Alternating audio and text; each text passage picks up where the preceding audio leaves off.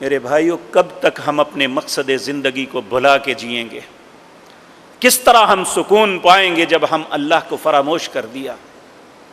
ہم نے اپنے رب کو بالکل بھلا دیا ہے۔ میرے بھائیوں، مسلمان کی تو فطرت یہ تھی، مسلمان کا تو وصف یہ تھا، مسلمان کا ماٹو یہ تھا، المسلم من سلم المسلمون من لسانہ ویدی۔ مسلمان وہ ہے جس کی زبان اور ہاتھ سے مسلمان محفوظ رہے۔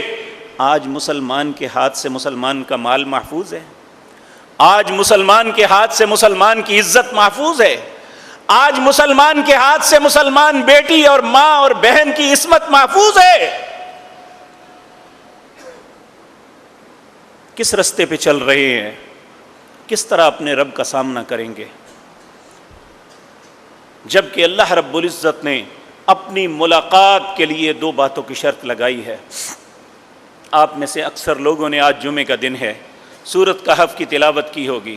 اس کی آخری آیت فَمَنْ كَانَ يَرْجُو لِقَاءَ رَبِّهِ، اے لوگوں تم میں سے جو شخص بھی اپنے رب کی ملاقات کی ایمان رکھتا ہے، توقع رکھتا ہے کہ ایک دن میں نے اپنے رب سے ملنا ہے، تو کیا کرے؟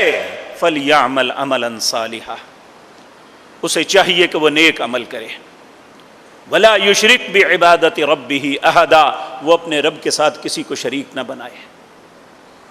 یہ دونوں چیزیں ہماری زندگی سے ختم ہو رہی ہیں۔ جو قبروں پہ جا کے چڑھاوے نہیں چڑھاتا، جو قبروں پہ جا کے نظر و نیاز نہیں دیتا، جو قبروں کے سامنے جا کے رکوع اور سجدے نہیں کرتا، وہ تعویذ کے نام پہ، وہ دم کے نام پہ اپنی بہن، بہو، بیٹی کو دوسرے غیر محرم کے سامنے بٹھا رہا ہے،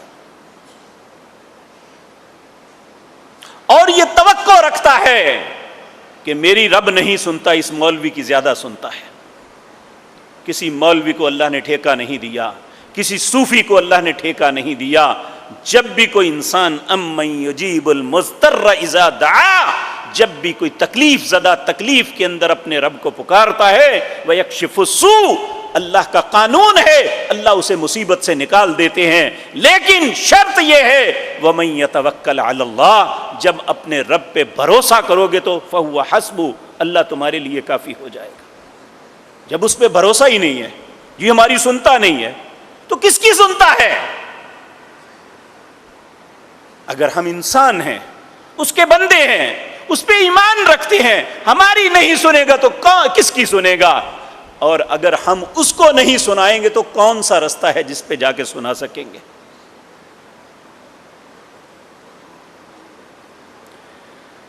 اللہ اکبر۔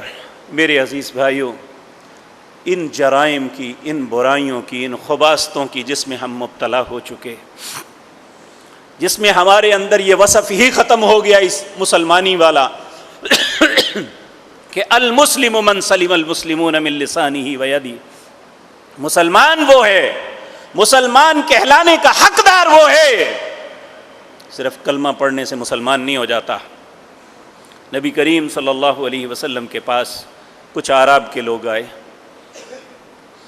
اللہ نے ان کا تذکرہ کیا سورۃ حجرات میں، قالت الاعراب آمنا، یہ اعراب آپ کے پاس آ کے کلمہ پڑھ کے کہتے ہیں آمنا، ہم ایمان لے آئے۔ اللہ نے کہا انہیں بتا دو کلن تؤمنوا، ابھی تم ایمان نہیں لائے، ولیکن قولوا اسلمنا، ابھی تو اسلام کو قبول کیا ہے تم نے۔